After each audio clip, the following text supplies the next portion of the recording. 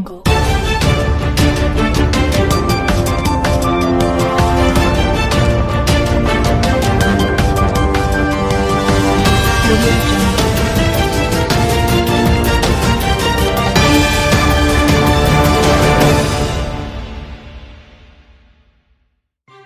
प्रदेश के उज्जैन जिले में किसान हो रहे परेशान। सोयाबीन की अच्छी खासी फसलों में लगी बीमारी, देखते ही देखते पूरे खेतों में पीलापन एक खेत से दूसरे खेतों में फैलने लगी।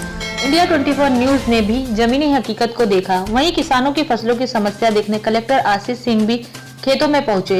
हर तहसील में विधायक और जनप्रतिनिधियों का भी खेतों में भ्रमण शुरू हो गया। घटिया जनपद में कलेक्टर ग्राम कालूखेड़ी, छितरखेड़ी, खेड़ा चितवालिया, घटिया व निपानिया गोयल में विभिन्न किसानों के खेतों में जाकर सोयाबीन की फसल का जायजा लिया। वहीं जिले के वरिष्ठ कांग्रेसी विधायक दिलीप सिंह गुर्जर ने खाचौद नागदा विधानसभा के दुपड़ावदा, मड़ावदा, बरूथन, अंतलवासा, बरामद खेड़ा, नरसिंहगढ़, नंदवासला सहित 25-30 गाँव में खेतों पर सोयाबीन की फसल को बीमारी से ग्रसित पाया।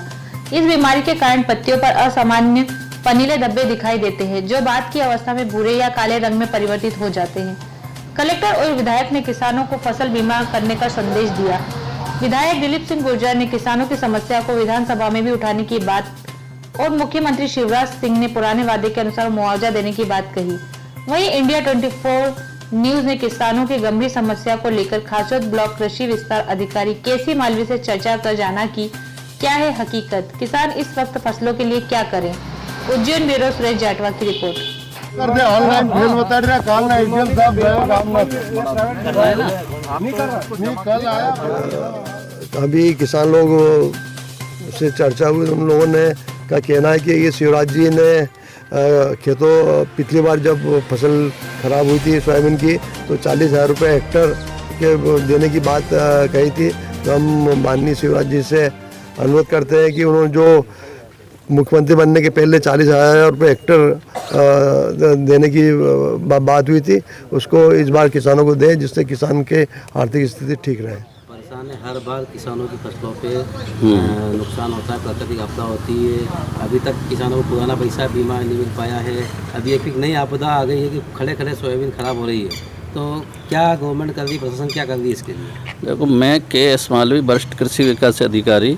अभी खरीफ में पानी गिरने के बाद में फसलों में बीमारी का एकदम अभी आया है, उसमें हमने अभी भ्रमण करके नेत्रांकन किया है, जिसमें सबसे ज़्यादा स्टेम फ्लाई जो तना मक्खी है उसका प्रकोप देखा गया है, जो हल्की ज़मीनों में अधिकतर है और नागदा तहसील में ज़्यादा देखा गया है। उनके नियंत्रण के उपाय भी हम कृषकों को बता रहे हैं, जिससे वो क्या है कि उनका जो है नियंत्रण हो जाएगा और उत्पादन उसमें अच्छा बैठ सकता है। अभी जिस समय पे बोनी पहले हो गई 15 जून को, उनको तो हम नहीं डलवा पा रहे हैं, लेकिन जिनके 20 जून के बाद में बोनी हुई है उस पर नियंत्रण करने से उत्पादन में गिरावट नहीं आएगी। जिनमें अपन नहीं डलवा पा रहे उन किसानों के लिए क्या है वहाँ फलन की स्थिति होगी? अब उसका तो देखो शासन स्तर से यदि कोई सर्वे के आदेश होगा, अभी ये सब कुछ नहीं है, क्योंकि अभी नजरी आकलन है। श्रीमान अभी अनुविभागीय अधिकारी राजस्व के द्वारा साथ में आज भीकमपुर है, सरवना है, किया है तो सर्वे नहीं किया।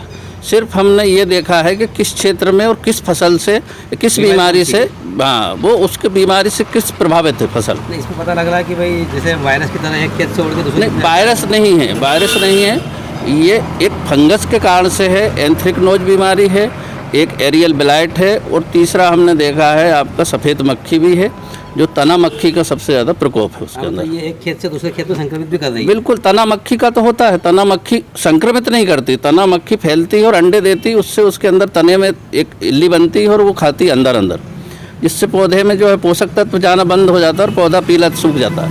ये है, और एक इल्ली रात भर में कई पौधों को प्रभावित कर सकती है। इस कारण से ऐसा लगता है जैसे धूप निकलती है, पोषक तत्वों की कमी से पौधा सूख जाता है। आपने फील्ड में जाके देखा है, बीमारी लगी है और इस बीमारी से काफ़ी नुकसान भी हुआ है? नहीं, नुकसान हुआ है, खैर उसके लिए भी हमने नियंत्रण के उपाय बता दिए हैं और उससे जो डाल रहे हैं उनका कंट्रोल भी हो गया है। अभी 4 दिन हो गए हमको भ्रमण करते हुए। किसानों को प्रशासन की ओर से दवाई नहीं, प्रशासन की ओर से कोई अभी सहायता नहीं है, हमारे पास भी दवाई उपलब्ध नहीं है शासन स्तर से दी जाए। सिर्फ स्वयं अपने प्रयासों से ही कृषक को डलवा रहे हैं।